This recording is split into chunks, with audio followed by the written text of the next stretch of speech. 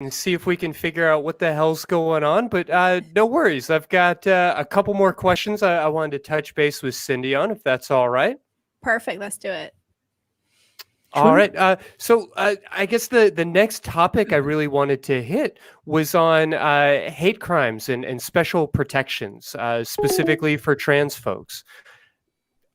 Is it true to say that we are doing a better job of protecting minorities if we refuse to allow these hate crime protections for trans folks? Would it dilute the brand, so to speak?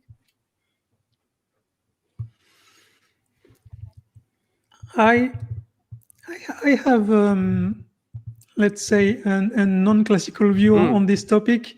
I think the way we condemn the expression of discriminations it's not enough.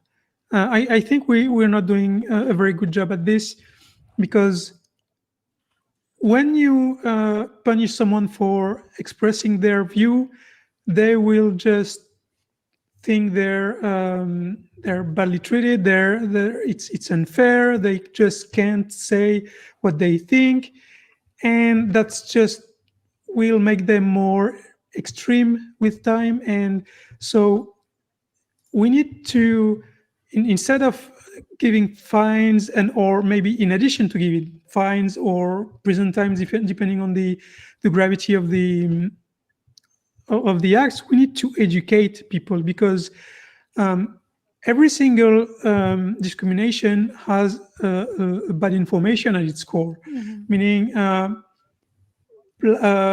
white are superior to white, to black. Homosexuality is a choice. Transgender is just a whim. Just all those discriminations, they are based on a lie at their core. So if we want to get rid of discriminations, we can't only fight their expression. We need to fight the lies and the bad information at their core, and the only way to do that is education. Yeah, I agree. I think that education is key here, and making sure that we have schools that will remain funded if we engage in said education is important, because right now how schools are funded, at least here in the US, depends very much on the kinds of curriculum that they decide to run with.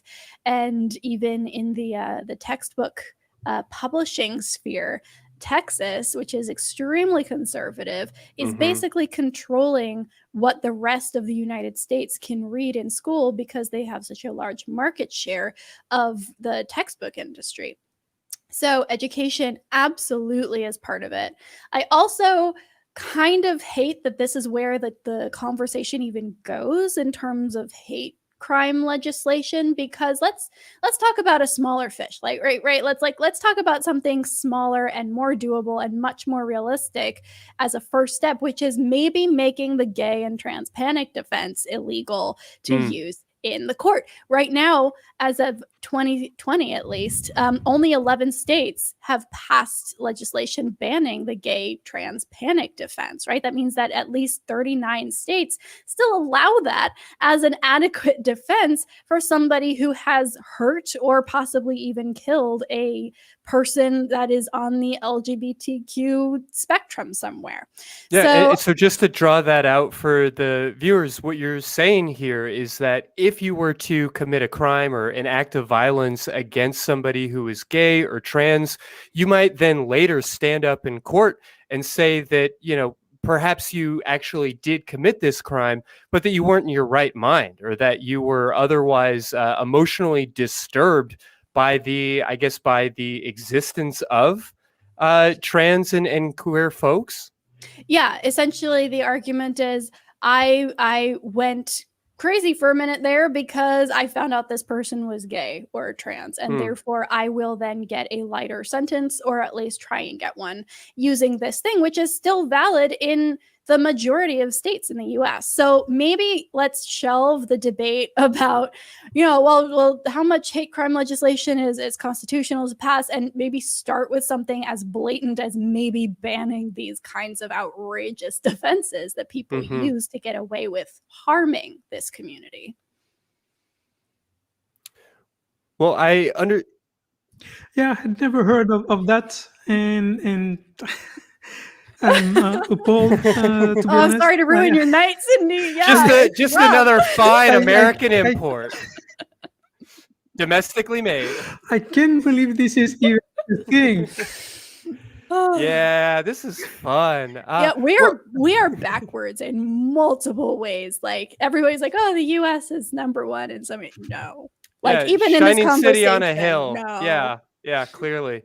I understand our phones may be back up and running. Before we return to them, though, I wanted to tackle one more issue since we're here, and just touch on the question of appropriate placement in things like schools and prisons.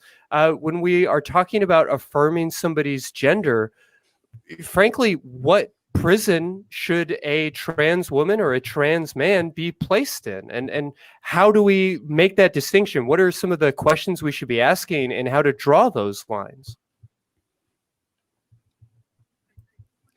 I think we should answer the same way we answered earlier with children.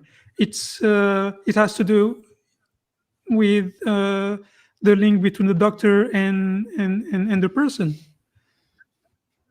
That should be the guiding thing to decide where they should go. Yeah, I agree that, again, like getting a doctor's approval in some way, and there's again so much conflict here, because in the same way we're talking about allowing people in the LGBTQ community into the military, I feel very similar about the conversation around prisons, right? Sure. It's like, sure, let's talk about this, but also talking about this in the way that we do often establishes these institutions as, these things that can't be challenged or changed for the better. And the truth is that there is a lot wrong with the prison industry in the US, especially around sexual assault, especially around violence, and talking about where to place trans people in that system without also talking about the system opens those people up to additional abuse, regardless of where they're placed, right? And so yeah, this is a huge conversation, Christy, for sure. Yeah, I mean, myself as a abolitionist, I recognize that not everybody who is sex positive, not everybody who is watching this show or who is working to better understand these issues is going to come to the same conclusion as me, which is, let's just go ahead and open up all the doors and put no trans people or cis people in there. But working within the system that we have, Cindy, I guess I just have to ask before we move on from it, what do you do with the problem of dishonest interlocutors? What do you do about the issue of folks saying, I am trans or I am cis, when that's clearly not in line with their lived-in experience or any reasonable person's assessment of their experience from the outside? Yeah, well, that's exactly what I said earlier. We need to start with psychiatric evaluation. And only a psychiatrist can say for sure if you are or are not a transgender person. And that has to be the beginning for everything, in my opinion.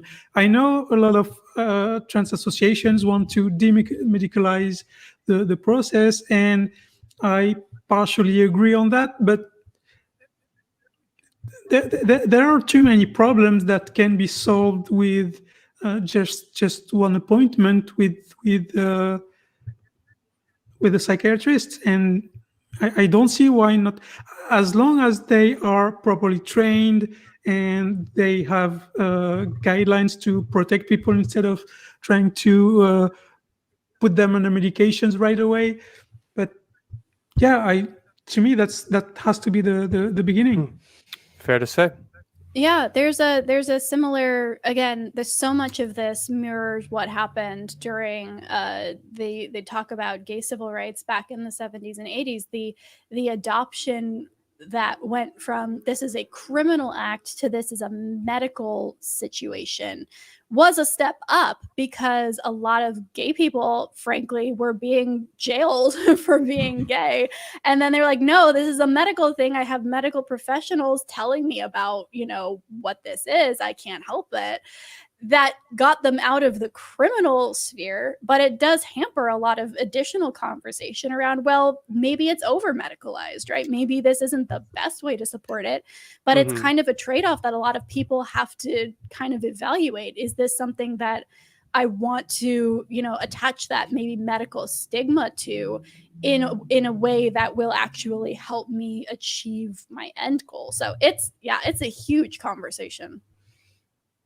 No question.